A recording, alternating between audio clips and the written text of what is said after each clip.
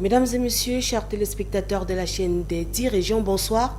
Bienvenue à votre émission Combattre le monde des ténèbres. Aujourd'hui, comme vous le savez, nous allons une fois de plus vous permettre de vous rapprocher au pied du maître pour avoir l'instruction, pour connaître la vérité, car la vérité enfle. Et il est important, grâce à Monseigneur Luc Yebga, qui est notre hôte et qui occupe toujours le fauteuil de l'invité à chaque édition, de vous éclairer quant au sujet important, des sujets qui vont vous permettre de mieux vous comporter, de mieux agir, mais surtout de savoir comment prévenir ou tout simplement agir lorsqu'on est face aux ruses de l'ennemi. Aujourd'hui encore, après avoir parlé de la sorcellerie et d'avoir bien sûr pataugé tous les différents types de sorcellerie, aujourd'hui, nous venons vous parler de la maison hantée.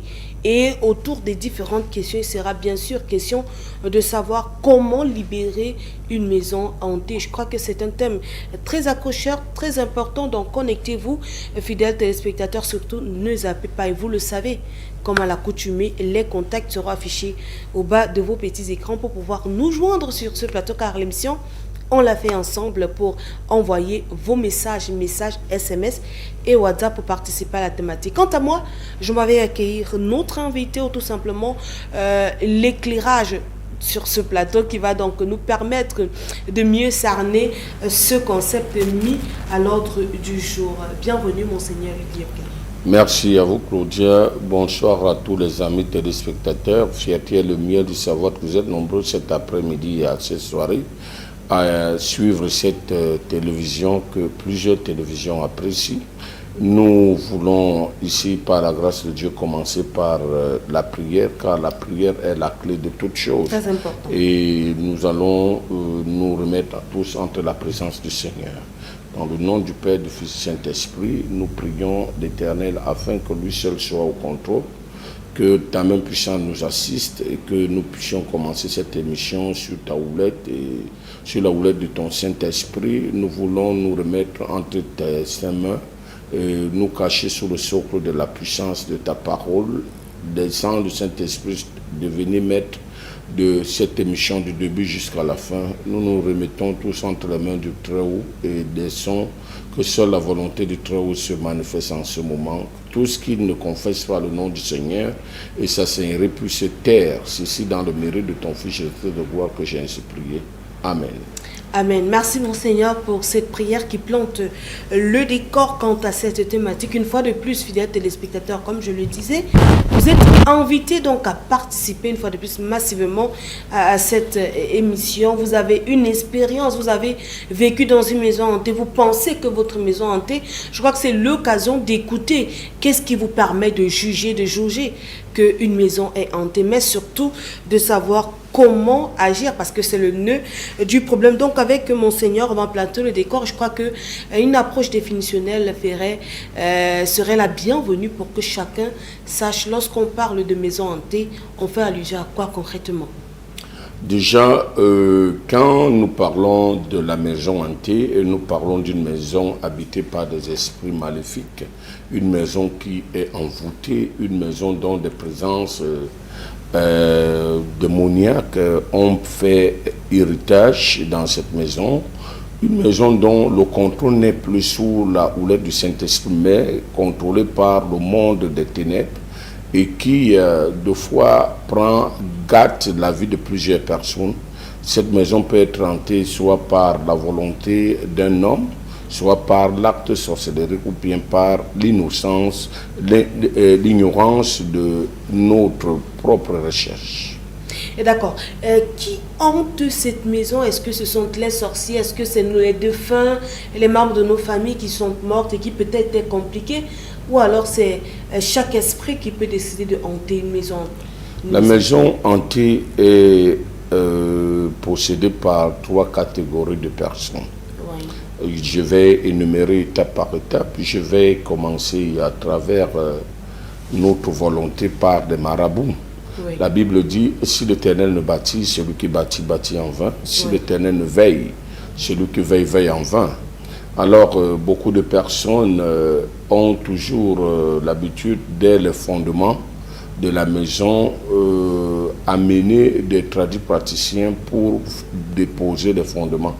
Vous savez, la Bible dit clairement que Jéricho était posé sur un mauvais fondement. Et la même Bible dit que si les fondements sont mauvais, que fera le juste? Donc, il faut savoir déjà, c'est quoi les fondements? Les fondements, c'est la fondation de la maison. Beaucoup de personnes, au début de la construction d'une maison, au lieu d'appeler des prélats, et certains prélats, au lieu de faire le travail qui les est dit et approprié pour le travail de la maison, ils se sont concertés à faire des choses qui ne sont pas divinement réelles. Oui. Je vais prendre par exemple un exemple déjà d'un prélat avant de parler, donc je vais commencer déjà par les marabouts avant de parler des prélats. Oui. Je vais parler déjà des marabouts. Quand on parle, certaines personnes vont chercher des marabouts parce qu'ils veulent construire. Et certains marabouts, j'ai vu dans certaines maisons où il arrive de fois où on dépose les pièces d'argent au niveau des fondations, tout en prononçant des paroles. Déjà, il faudrait savoir quel est l'impact de ces pièces d'argent. Un. De deux, quelle est la personne qui est venue déposer ces pièces d'argent? Quelles sont des incantations prononcées et qu'est-ce qu'on a eu à faire comme sacrifice pendant l'implantation de cette maison? Bon nombre de personnes se retrouvent de fois à faire les implantations de maisons et oubliant que c'est à travers des pièces d'argent que Jésus a été vendu. Et même dans nos rêves, quand nous rêvons déjà que nous avons des pièces d'argent, c'est un esprit de pauvreté. Or, beaucoup de personnes ne savent pas que ces pièces d'argent qu'on dépose dans la maison, c'est comme des formes, des signaux, comme des cachets, comme des signaux, des panneaux signalisateurs aux sorciers de pouvoir, comme des étendards qui signalent aux sorciers de localiser la maison en question et de pouvoir faire de cette maison ce qu'ils veulent, comme ils veulent, à l'heure où ils veulent. Et vous savez bien que quand des sorciers connaissent déjà que ce lieu nous appartient, c'est comme un avion qui traverse en l'air et qui traverse un pays. Le tour de garde de ce pays, les autorités aéronautiques de tour de garde de ce pays prendront la peine d'appeler les autorités du pays. Le pilote dira, le commandant de bord dira, nous sommes en espace, dans votre espace, et si ils ne leur donnent pas la permission de survoler, ils vont faire demi-tour. Et c'est la même chose avec le monde de la sorcellerie. Le sorcier ne peut que localiser une maison quand il sait que cette maison a des appartenances à lui. Soit il y a un sorcier qui habite dans la maison, soit au début de la maison, il y a eu des fondements qui n'ont pas été bons. Les fondements peuvent commencer même à être mauvais à travers l'achat du terrain. Je connais des personnes qui ont eu à acheter des terrains et dont l'achat de terrain a été palabreuse. Oui. Ça veut dire peut-être vous venez comme le deuxième acheteur ou le troisième acheteur de terrain et toutefois vous finissez d'acheter le terrain. La personne qui se sent peut-être plus fort que le faible va mettre des moyens en jeu, puis va mettre du sable et tout.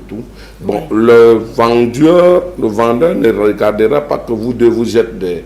L'acheteur ne regardera pas que vous deux vous êtes des frappeurs. Vous êtes des frappés, donc des gens qui subissent, mais il va déclarer la parole en disant par exemple que personne ne pourra résister dans cette maison. D'autres vont juste rappeler certains praticiens pour en tirer des choses nocturnement pour que personne ne puisse avoir résidence en cette maison. Oui. Vous allez donc voir ces personnes qui de fois commencent à construire la maison, à peine ils ont commencé, la maison, on les enlève du travail. À peine ils ont commencé, il y a des décès, d'autres même qui finissent de construire. Le moment qu'il faut qu'ils entrent dans leur maison, ne parviennent pas à entrer. C'est leur corps qui finit par entrer à la maison. Parce que, de fois, il y a eu des paroles qui ont été prononcées sous forme d'incantation. Vous savez, dans le livre de Jean, le chapitre 1er, le verset 1er, la Bible dit, au commencement était la parole était avec Dieu, la parole était Dieu. Toutes choses ont été créées par la parole et rien n'a été créé sans elle, elle mis pour la parole. Vous allez donc constater avec moi qu'ils sont nombreux, donc ils vont habiter dans de telles maisons et ces maisons sont tentées parce que les fondements ont été mal et certaines toitures deviennent de fois les aéroports de certaines personnes, où vous allez dormir, vous voyez des aéroports. Je vous avais dit, quand j'étais dans ce monde, il y avait par exemple des boîtes de sardines, les balais, les vieux balais anti autres qui étaient des avions que les sorciers utilisaient dans le monde des ténèbres. Donc, deux fois, vous pouvez passer dans la journée, vous voyez par exemple les vieilles chaussures et certains objets dans la maison. À des câbles ou tout simplement sur les toitures. Vous allez négliger, pourtant ce sont des avions qui sont en train d'attendre la nuit pour pouvoir décoller dans les aéroports. C'est des gros Boeing. Encore, vous allez constater vulgairement dans certains villages, à l'entrée de la maison, vous trouvez une petite bouteille enterrée au sol, à l'entrée de la porte centrale. Or, on ne vous dira pas quel est le but de cette bouteille.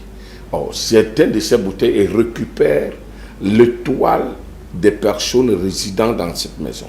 Il y a par exemple l'homme fort de la maison qui est le sorcier ou le marabout qui trafique l'étoile de certaines personnes. J'ai vécu une histoire dans un village où j'étais de passage. Je suis parti rendre visite à un ami dans ce village et subitement, Dieu a voulu que je les délivre. La délivrance, c'était comment? Ils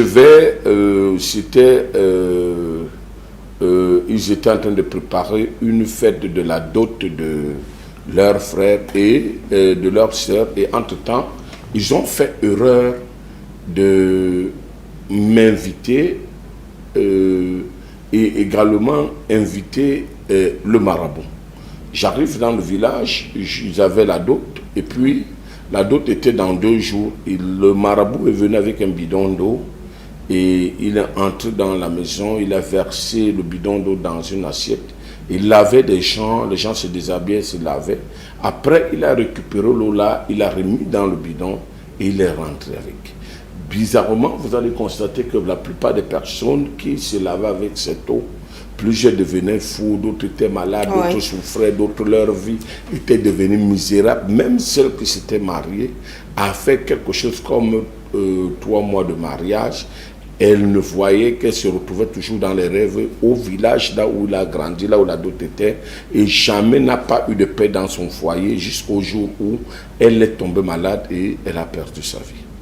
Et je disais à l'ami le jour là, attrapez le marabout s'il il a négligé. Mais quand les prêtres ont commencé, après avoir arrêté, ils sont partis arrêter le marabout. Et le marabout a avoué la vérité qu'il a été mandaté par le chef de famille de pouvoir récupérer l'étoile de tous ces gens de sa contrée parce qu'il voulait bien que seuls ses enfants puissent réussir et les autres personnes de la famille ne devraient pas réussir. Vous allez constater, avant de me poser la question, la vie de certains prélats qu'on invite pour des maisons, pour travailler les maisons, parce que je vous ai dit ici déjà comment les marabouts font. D'autres vont, ils enterrent des coqs, ils enterrent les poulets, ils enterrent les pièces d'argent, ils enterrent les chats, et quelques temps après, c'est ces chats-là qui deviennent les lions, des serpents, ils enterrent des oignons. On va interdire que dans la nuit, on ne casse pas le bois dans la nuit, on ne balaie pas le sol dans la nuit, on ne fait pas ceci, on ne fait pas cela. Et certaines personnes qui vont aller dans des latrines, dans ces maisons, vont se retrouver avec des serpents mystiques dans des ventes, et puis leur vie ne sera pas nécessaire, puisqu'on n'en parle pas encore des conséquences. Bon, déjà, vous allez constater dans certains prélats qui, par manque de connaissances, parce que c'est une émission éducative et j'aimerais que beaucoup de personnes me prêtent l'oreille parce que je vais vous dire des choses peu orthodoxes mais qui pourront vous amener à votre délivrance. Je suis venu aujourd'hui pour ouvrir les oreilles et les yeux de certaines personnes. Oui. La Bible dit, vous connaîtrez la vérité et la vérité vous affranchira. Et quand elle vous affranchira, vous serez libre. Imaginez-vous, Claudia, un prélat qui prend de l'huile d'olive, il va bénir de cette huile, on l'appelle pour prier dans une maison, il n'est pas expérimenté. Parce qu'aujourd'hui, l'Église ne respecte plus l'éthique. L'hôpital connaît ce qu'on appelle la spécialisation. Oui. Le dentiste ne te dira jamais qu'il est ophtalmologue. Le chirurgien ne te dira jamais qu'il est généraliste. Voilà pourquoi on parle de sciences de spécialisation. Oui. Mais aujourd'hui, à l'église, les hommes de Dieu sont devenus les fait-tout. Et c'est ce qui crée l'amalgame.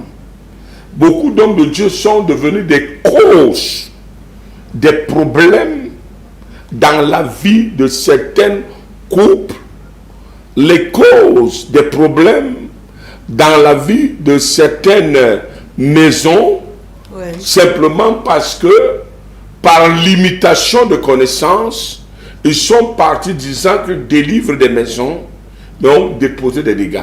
Quand vous prenez de l'huile bénie, vous versez dans la maison en disant vous bénissez la maison. Vous avez béni les démons qui sont dans cette maison.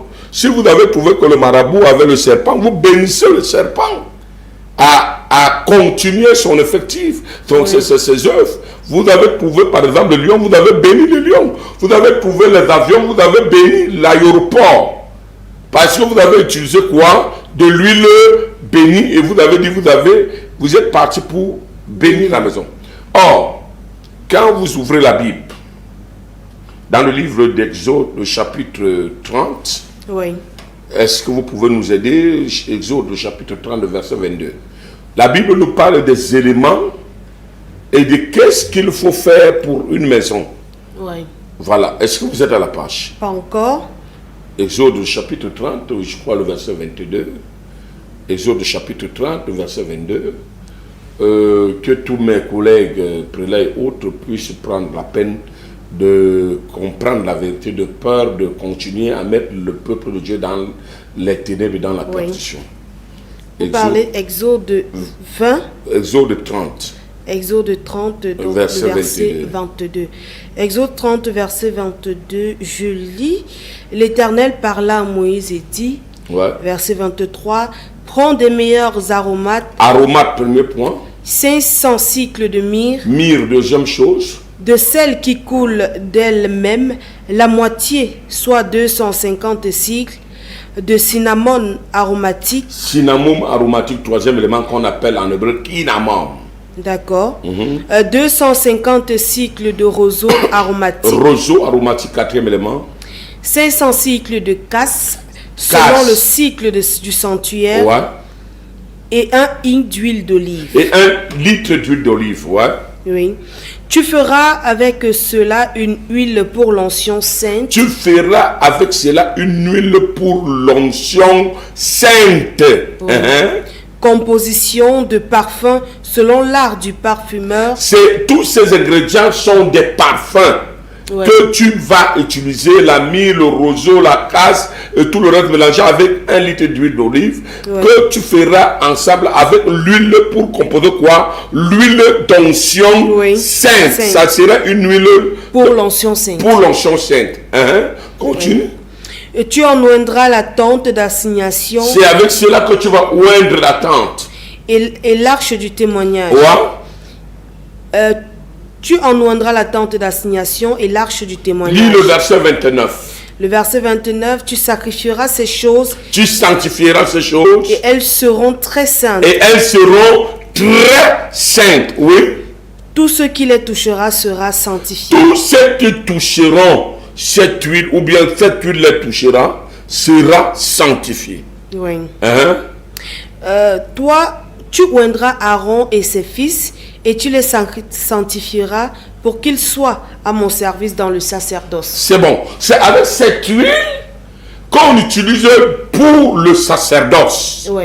Pour oindre une classe de personnes dans l'onction ecclésiastique.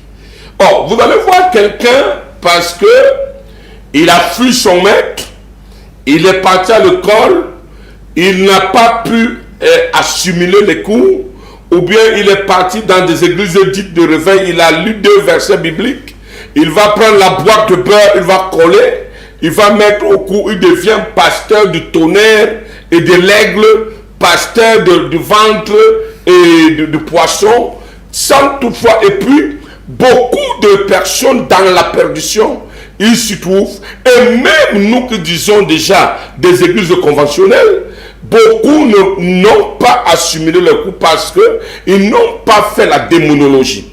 Mais ils veulent entrer dans un domaine qui n'est pas le leur. Ça veut dire le domaine de la délivrance. Et voilà. Maintenant, il y a une huile qui est appropriée pour déstabiliser, pour détruire.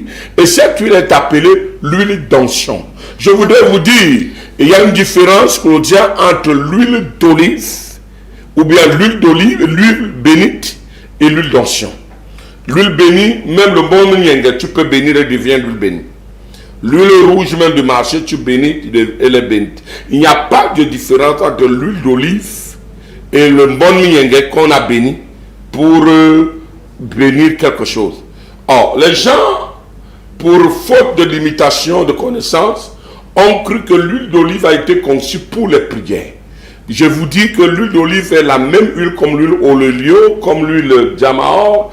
C'est une huile pour certaines mains, c'est une huile faite pour des massages, une huile pour certaines mains, pour vous qui connaissez bien dans la cuisine. Oui. Mais Dieu a prescrit également cette huile avec le mélange de certains ingrédients, afin que cette huile soit pour l'utilité du sacerdoce. Pas que tu viens, tu prends l'huile d'olive, tu vas te lever, voilà comme on vient de mettre ça, que Dieu bénisse la rédaction, vous qui êtes en train de lire. Alors vous allez prendre, pas que vous prenez un truc, vous partez, vous prenez l'huile, vous mettez là-bas, vous commencez l'huile bénie, d'autres même c'est l'huile d'arachide, l'autre c'est l'huile rouge, d'autres c'est quoi. Ils vont commencer à utiliser, ils vont mettre sur les mains des gens, ils vont verser dans des maisons, et quand tu tournes le dos, tu te poses la question, mais j'ai appelé tel prélat d'Edmond pour prier chez moi, mais la situation a continué. J'ai appelé tel prélat pour prier dans ma maison, mais je ne fais que voir, cette fois-ci la situation est même devenue grave. D'accord. On va certainement revenir lorsqu'on va parler des solutions, comment faire pour permettre qu'une maison ne soit plus hantée.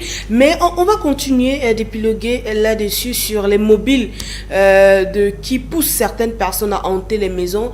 Et même à quel moment on parle de maisons hantées, parce que généralement on voit des maisons qui ont été bâties sur des cimetières ou à l'embordure des cimetières. On dit généralement que cette maison sont hantées. Est-ce qu'il y a un lien entre le fait qu'une maison soit à proximité d'un cimetière ou alors le fait elle était bâtie sur une terre qui était avant utilisée comme cimetière? Vous savez déjà, le cimetière ou la tombe, c'est la demeure d'une personne.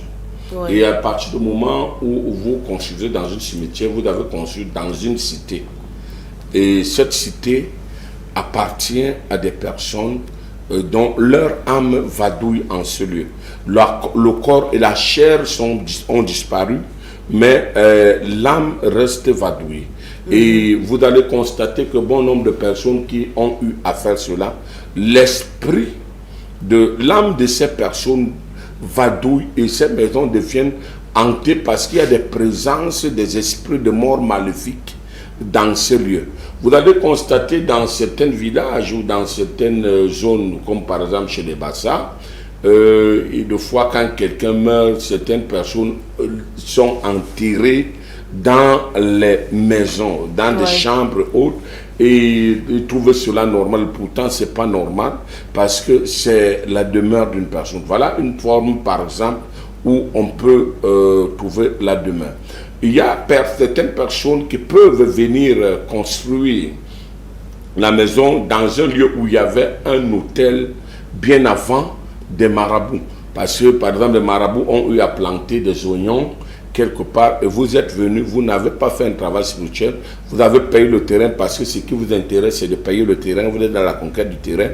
On ne vous a même pas dit la réalité de ces lieux et puis vous achetez ces oignons-là, ces esprits leurs totems vont s'élever, vont commencer à faire des gaffes dans la maison et la vie des personnes de cette maison pourrait être différente. Vous allez constater également certaines personnes qui vont amener des personnes pour enterrer des fleurs, à enterrer certaines choses dans la maison et déclarer des incantations, déclarer des paroles incantatoires sans toutefois utiliser des mobiles utilisables pour travailler la maison. Et quand ces derniers vont finir de faire le travail, vous allez constater que la maison va devenir hantée. La maison peut être hantée par la présence d'un sorcier dans la dite maison. Oui. Si vous savez, quand il y a un sorcier dans la maison, il est une porte ouverte pour d'autres sorciers de faire atterrissage dans cette localité. La personne peut être bébé, grande, ou bien n'importe quoi, n'importe comment, comme le sorcier n'a pas d'âge et ne se reconnaît jamais sorcier et opère, et c'est ainsi que plusieurs personnes se reconnaissent. D'accord. Et justement, qu'est-ce qu'on trouve dans une maison hantée? Qu'est-ce qui signale tout simplement comment ça se passe un peu, comment ça se manifeste, une maison hantée? Une maison hantée, déjà, dans cette maison, il n'y a pas de réussite dans les vies des personnes qui sont dans la maison. Vous allez constater que les enfants ont des échecs à l'école, malgré que vous payez de l'argent pour leur répétition. Il y a des fois des maladies intensives de temps à autre dans la maison. La vie du couple devient incompatible. J'étais encore en location, bien qu'étant prélat, j'ai habité une maison à Mombo 2e, dont je vais taire le nom. Mais la personne étant cadre quelque part, paye à son âme, parce que c'est moi qui l'ai aidé à s'avancer par la prière, parce que je lui ai dit, bon voilà, qu'il s'avance, qu'il aille en enfer, il part attendre que bon, le jour de l'enfer va le retrouver, simplement parce que dans la maison, on était, je crois, 5 locataires. Il y avait 5 appartements. J'occupais la grande maison. Je voudrais vous dire, Claudia, soit l'homme vivait seul, l'homme arrive avec la femme part, et l'homme reste seul. Deux fois, c'est l'homme qui part et laisse la femme avec les enfants, et la femme reste subir seule. Et jamais, aucun couple n'a duré dans ce lieu pendant 6 mois. Mais Dieu, par sa grâce, quand je suis arrivé, j'ai constaté, la première nuit, j'ai bagarré du genre de bagarre que je n'ai jamais bagarré depuis ma naissance. Et au réveil, j'ai dit, bon voilà, je ne vais pas laisser. Je me suis engagé à travailler. Mon bailleur et moi avons simplement fait 2 jours de connaissance. Il est parti. J'ai travaillé la maison et puis il est mort. Et il est mort brûlé par la voiture. Simplement parce que je ne pouvais pas accepter vivre la demeure du Seigneur avec la demeure de Satan. Car la Bible dit les ténèbres et la lumière ne marchent pas ensemble. J'ai fini de travailler et après avoir fini de travailler, la localité et la maison, toutes ces choses ils ont créé beaucoup de dégâts. Et il y a eu des morts. D'accord. On a souvent l'impression de voir, on se dit lorsqu'on parle de maison hantée, c'est voir des choses bouger seules. Dans les films, on essaye de nous représenter quelqu'un qui est carrément voilé. Je suis en train de vous dire en quelque sorte certains détails. Oui, d'accord. Je suis arrivé à Kribi un jour où j'étais en train de faire le travail dans une maison. Je me suis rendu compte que quand j'enlevais des choses, le monsieur était dans une pratique dont il a décidé, dont je mettais l'ordre des gens. Il était dans une loge dont je voulais taire, et le monsieur meurt brutalement et venait de temps à autre taper sa femme pendant que sa femme pleurait, voyait son mari qui le tapait, de fois tirer sa femme par terre, faisait des dégâts. Et quand je vais arriver dans la maison, je vais regarder la maison et je vais trouver une photo. Je vais demander à la dame si elle veut me permettre que j'entre dans la chambre. Elle va dire il n'y a pas de souci. Quand j'arrive, je trouve sa photo accrochée au mur. Et je vais dire à cette dame, cette photo, ce n'est pas la photo. Cette photo, c'est ton mari. Son âme est toujours là. J'ai pris la bouteille, parce que moi je le voyais, j'ai pris une bouteille, je suis entré en transe, j'ai pris une bouteille croyant qu'il est... j'étais en bataille avec lui, j'ai largué la bouteille en cet endroit, au lieu d'imposer les mains pour prier, j'ai largué la bouteille et la dame a pris panique, la sueur coulait sur moi. Alors, ce qui était bizarre, c'est que j'ai fini par décider de débarrasser toute la chambre. Nous avons demandé à mes deux prélats de m'aider à porter des choses. Claudia, on portait des choses, on déposait au salon.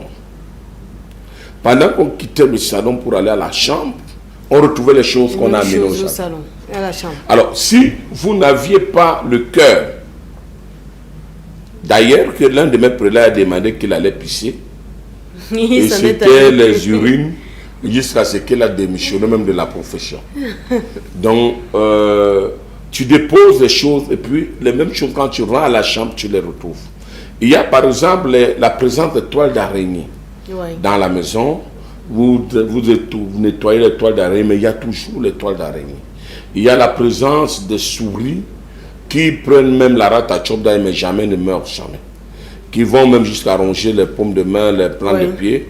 Il y a la présence des cafards, des lézards, de murs dans de telles maisons. Dans des maisons pareilles, il y a des rêves bizarres, tels que quand vous rêvez, vous êtes en train de faire l'amour. Dans la maison, on est en train de vous étrangler, vous êtes en train de bagarrer, on vous donne à manger, on vous donne à boire, et deux fois c'est la viande, parce que vous savez, le sorcier, pour te faire manger la chair humaine, il va transformer cette chair humaine en viande de bœuf, ou bien en viande de mouton ou de chèvre, et de pareillement, quand il voudrait te faire prendre le sang humain, c'est le jus de grenadine, le jus... frutas et autres qui te fera boire à travers les rêves. Il faudrait savoir que ici c'est le sang humain que je suis en train de prendre. Les exemples sont tellement légion. Il y a une compatibilité d'humeur dans de telles maisons. Ça veut dire qu'il n'y a pas d'entente, il y a des querelles, il y a des bagarres, il y a même beaucoup d'échecs, que ce soit dans tous les domaines. Il y a même des pertes d'argent. Vous savez, beaucoup de nos enfants souffrent de foi de certaines accusations dont ne sont pas des réels voleurs. Vous allez arriver dans une maison, vous allez dire les enfants volent dans cette maison, mes enfants volent mon argent, et tu vas te rendre compte que ce n'est pas tes enfants qui volent l'argent, c'est les esprits qui récupèrent l'argent. Les esprits récupèrent les sous-vêtements, les esprits récupèrent telle chose. Et vous constaterez que c'est vrai quand, par exemple, vous êtes seul à la maison et qu'il n'y a personne, et vous allez toujours voir que vous perdez déjà des choses. Vous partez dans une maison, à peine vous arrivez dans cette maison, vous étiez en train de travailler, vous perdez l'emploi. Vous avez l'entente avec votre patron, mais quand vous déménagez, vous partez dans un nouveau local, c'est comme si on avait versé tout le charbon de la planète Terre sur vous, de telle sorte que personne ne parvient à avoir la capacité de vous localiser. Les masques s'installent dans votre vie. D'accord. Merci Monseigneur pour ce bon voyage. Nous sommes en train de découvrir et d'apprendre davantage. C'est important pour vous qui nous écoutez. Vous pouvez poser vos questions via les contacts qui sont affichés au bas de vos écrans. Vous avez les contacts live. Il suffira juste d'envoyer des SMS ou alors des messages WhatsApp pour soumettre vos problèmes ou tout simplement essayer de mieux comprendre s'il y a un point que vous ne servez pas. On va poser une autre question parce que dans la Bible, lorsque on regarde, il y a l'évocation du terme hanté qui a été fait dans la Bible. C'est dans Marc chapitre 5 verset 1 à 10 lorsqu'on parle de l'homme possédé par une légion de démons qui était donc qui hantait les cimetières. On parle, il était hanté par les esprits qui vivaient dans le cimetière et il vivait justement dans ce tour-là. Le fou de Gadara. Oui. Maintenant, vous devez savoir, est-ce que véritablement une personne peut être hantée également si on s'en tient à 1 Corinthiens 6 verset 19 qui dit que ne savez-vous pas que votre corps est le temple du Saint-Esprit qui est en vous et que vous avez reçu, dont vous ne vous appartenez pas à vous-même, Est-ce qu'il est donc possible qu'on parle de hantise pour une personne qui peut-être, est-ce que posséder et hanter s'assimile, c'est la même chose? Posséder et hanter, c'est la même chose. Une maison possédée, c'est une personne hantée. Une personne possédée, c'est une personne hantée. D'accord. Et puis, les démons peuvent hanter votre corps, peuvent hanter votre vie, peuvent hanter votre être, votre paraître. D'accord. Merci pour cet éclairage. C'est important de le savoir. On ne prend pas les appels, uniquement les SMS sur ce plateau. Et donc, on va poursuivre avec nos différentes questions pour mieux cerner donc l'essentiel de tout ce qui est important et surtout savoir comment lutter contre donc ces maisons hantées, tout simplement ces personnes qui ont décidé de hanter la maison. Maintenant, on a parlé des signes qui nous montrent que la maison est hantée, mais justement lorsqu'on est face à une maison hantée, lorsqu'on se rend compte, ou peut-être déjà lorsqu'on se rend compte que rien n'évolue dans notre maison, on a certainement des souris, on a des cafards qui pilulent dans la maison et qui nuisent donc au bon fonctionnement de la maison. Quelle est la première chose à faire dans cette maison? Déjà, il faudrait d'abord aller voir le prélat. Il faut aller voir le démonologue. Oui. Voilà pourquoi le Seigneur a permis que Monseigneur du Kipka soit un cabinet dans la ville de Yaoundé, qui est situé derrière la gendarmerie de l'Omnisport, et dont je reçois tous les jours de lundi à vendredi de 7h à 16h et le samedi de 7h à 12h. Et quand nous demandons toujours les heures ici, certaines personnes font semblant d'écouter, mais alors ne écoutent pas. Parce que je vois par exemple certaines personnes qui quittent Douala et qui arrivent à 16h le samedi et veulent appeler que Monseigneur aille les recevoir. La question c'est de savoir comment Monseigneur pourra te recevoir le samedi à 16h. Pourtant, il s'est arrêté, les réceptions se limitent à 12h. Donc, il faudrait donc d'abord faire la consultation. C'est dans la consultation qu'on verra est-ce que votre maison est hantée. Vous savez, le sorcier, pour hanter votre maison, n'a pas besoin de demander votre permission. Il peut transformer ta maison en aéroport et puis ils vont commencer à atterrir. Il y a certains voisins qui utilisent les toilettes des autres voisins comme la garderie de certains de leurs serpents. Ça veut dire que le voisin garde son serpent dans les latrines de l'autre voisin et beaucoup dans les fosses des voisins. Et puis cela est toujours répertorié comme étant le serpent du voisin. Pourtant, ce n'est pas le serpent du voisin. Le vrai propriétaire n'est pas celui qui a construit la maison. D'accord, merci Monseigneur. On va revenir encore pour toucher un mot et justement pour marteler au niveau du processus parce que vous l'avez dit tout à l'heure, il y a certains prélats ou certains pasteurs qui s'engagent dans une délivrance sans toutefois poser les fondements. Donc il sera bien de marteler une fois de plus. Mais avant, on va marquer une légère pause, question de permettre d'écouler les messages que nous avons déjà reçus pour que nos téléspectateurs privilégiés puissent avoir des réponses à leurs préoccupations.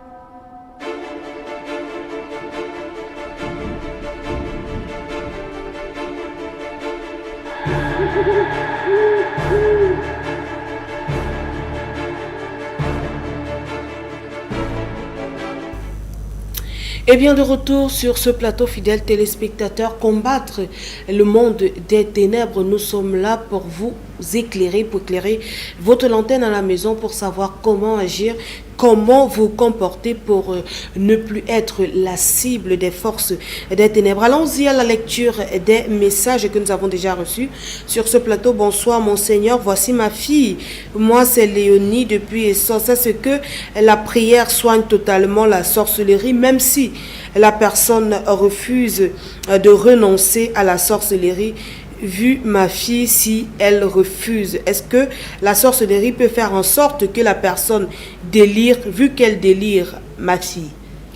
Oui, la prière peut délivrer la personne, mais alors la prière à la maison, ça ne pourra pas libérer la vie de la personne. Parce qu'il faudrait déjà comprendre qu'il faut l'amener auprès des démonologues. Et ces démonologues vont prendre la peine d'apporter la délivrance à cette fille et qui vont permettre à ce qu'elle trouve la solution. Et il faut savoir que le possédé ne te dira jamais qu'il est possédé, il n'accepterait jamais d'être délivré. Donc il faudrait user de force. Il y a des personnes à qui on amène au cabinet, on attache des chaînes. On les attache des chaînes pour qu'ils soient délivrés. Il y a des personnes à qui on ment, et on ne les dit pas qu'ils ont un problème. On les trompe et puis ils se retrouvent au cabinet. D'accord. C'est important donc de vous rapprocher de Monseigneur pour avoir d'amples informations. On prend un message. À quoi sert un miroir dans une maison? À quoi sert un miroir dans une maison? Le miroir sert à se mirer, c'est tout. Oui. À quoi sert le miroir dans une maison? Le miroir dans une maison, c'est pour se mirer.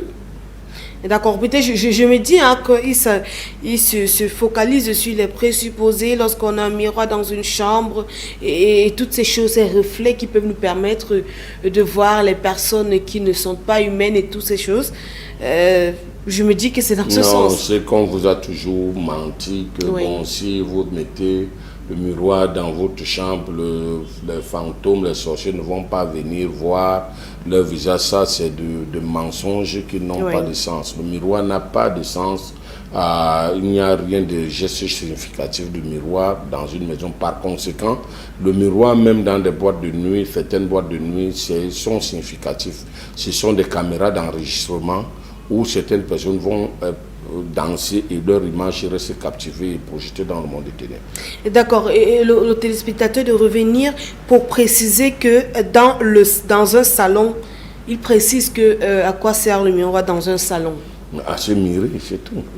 Donc il n'y a pas de présupposé à avoir quant au miroir dans un salon. On va poursuivre la lecture des messages pour tous ceux-là qui nous écrivent via les contacts qui sont donc affichés au bas de vos écrans pour avoir plus d'éclairage quant au dire de Monseigneur Luc Yebga sur ce plateau. Bonsoir Monseigneur, j'ai été chez vous. Ayant fini mon traitement, dois-je faire un contrôle et que faire pour que vous vous déplacez? C'est signé Joël. Joël, les problèmes du cabinet ne se font pas expliquer en plein monde. Comment faire pour me déplacer? Il y a toute une équipe dans un cabinet. Il y a un directeur général, il y a un directeur du cabinet, il y a toute une équipe qui est en charge. Il y a des prélats, il y a les vicaires qui sont là. Vous allez les rencontrer et puis vous saurez comment faire pour que Monseigneur puisse se déplacer. On ne sait pas, est-ce qu'il faudrait que Monseigneur vous dise en pleine mondovisière pour que je me déplace. Il faudrait déjà savoir se déplacer où et faire quoi, quel est le service qu'il faut faire. On peut se déplacer pour aller célébrer peut-être le mariage ou tout, mais il faut savoir déjà le but que Monseigneur va aller et ce qu'il va réellement faire. D'accord, donc il est bien de contacter les numéros rappelés peut-être plus tard pendant les heures autorisées. Pourquoi pas, vous aurez donc des réponses à vos questions. On poursuit avec les messages. Monseigneur et les bruits de sable sur la toiture, de quoi s'agit-il? Le sable déjà a deux hypothèses. Premièrement, c'est les atterrissages des avions nocturnes dans les aéroports qui sont sur les toitures. Deuxièmement, c'est deux fois l'invocation de certaines maladies. Vous savez, les sorciers, il leur suffit simplement de prendre la terre des cimetières ou des endroits sinistrés et jeter dans la maison tout en déclarant, invoquant des maladies incantatoires à certains membres de cette maison. Cela va arriver et simplement on va lancer, on va dire je projette la mort dans telle personne, je projette telle maladie dans telle personne parce que c'est la terre des lieux sinistrés. Et toutefois, vous allez entendre ça sur la toiture, ça vient en mission d'attaquer des maladies et des choses négatives dans la vie des habitants de ce lieu. D'accord, ça veut dire qu'il faut agir rapidement lorsqu'on a ces bruits, ces sensations de sable sur nos toitures durant la nuit. C'est important de se rendre chez Monseigneur. On va prendre notre message.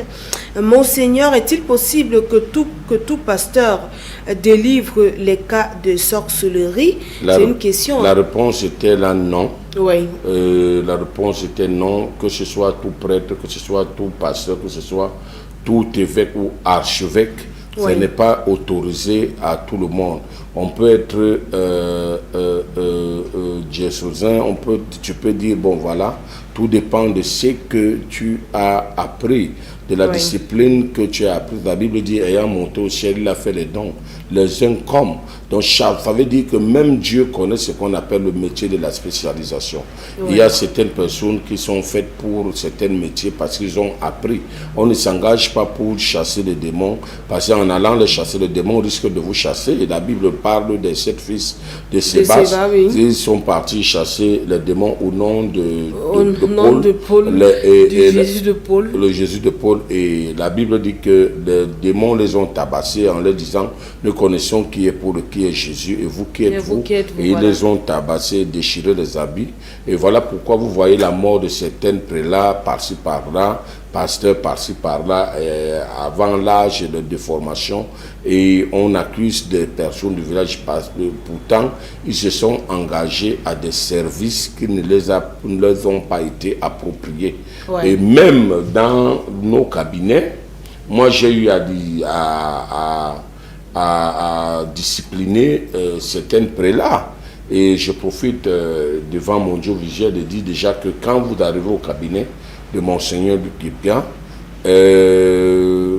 rassurez-vous que vous avez rencontré Monseigneur. Quand vous finissez de vous enregistrer, rassurez-vous que vous avez rencontré Monseigneur et ne traitez rien à dehors des instructions que Monseigneur vous a données. Ouais. Quand Monseigneur n'est pas en poste, il laisse son fils qui a le don et qui est prélat. Et il exécute le travail sur l'ordre qui a été donné. Mais quelqu'un déjà, parce qu'il te fait le déblocage, parce qu'il te fait la prière, va te dire non, prends mon numéro, je vais t'appeler, non, je peux faire ceci, cela. Et tout bon flatteur vit au dépend de ce qu'il faut. Je m'étonne de fois. Vous allez voir par exemple quelqu'un qui va venir, l'équipe de Monseigneur va dire, bon voilà pourquoi Monseigneur se déplace pour venir chez vous, voici des prédispositions que vous allez prendre. Un prélat animé d'un mauvais esprit va venir, peut-être de venir rendre visite à Monseigneur, ou bien il est même prélat même qui travaille là, par vie de recherche d'argent, va faire le ministère de Géasi, qui, Élisée, ayant refusé de récupérer des présents des mains de Naaman, est parti récupérer ses présents et la lèpre l'a récupéré. Donc vous êtes exposé, vous qui faites le désordre avec ces gens de prélats. Tu viens pour te faire soigner, mais tu entres dans les cachettes, des cache-cache, et toi-même tu sais que c'est le faux, et puis après tu vas dire non, je suis parti au cabinet. Je n'ai pas trouvé la solution. Et beaucoup vont te demander, est-ce que tu connais Monseigneur? Est-ce que tu as rencontré Monseigneur? Est-ce que Monseigneur t'a consulté? Est-ce que Monseigneur t'a prescrit certaines ordonnances? Et si tel n'est pas le cas, tu commences à te plaindre. Et pourtant, c'est toi-même qui as aidé à ce que tu vives cela. On dit tout bon flatteur vit au dépend de ce qui le coûte. D'accord, c'est bien une parole à une sagesse suffisante. On va poursuivre avec les messages. Bonsoir, comment savoir que votre maison est hantée? On a expliqué tout à l'heure, Samuel, il faudra simplement peut-être revoir la rediffusion lorsque il sera à 22h30 le lundi. On poursuit avec les messages. Bonsoir, Monseigneur. Comment mettre un terme aux mauvais rêves et maladies dans une maison que nous occupons et qui présente des signes et qui parfois fait peur aux enfants qui déclarent avoir des choses horribles? Samuel Léonard à Obala. Il faudrait d'abord premièrement venir vous faire consulter, et dans la consultation, si votre maison a des difficultés de possession, on pourra vous détailler, puisque j'ai toujours dit, quand on va vers le voyant, quand on allait vers le voyant, on ne posait pas la question au voyant Le voyant ne posait pas la question quel est ton problème. Le vrai voyant ou bien bon prélat, quand tu arrives vers lui, n'a pas besoin de te dire quel est ton problème, mais il va te dire pourquoi tu es là, qui a fait et comment faire pour être libéré. S'il ne te le dit pas, il faut le gifler, ça veut dire que c'est un vendeur d'illusions. D'accord, merci Monseigneur. On va poursuivre avec les messages.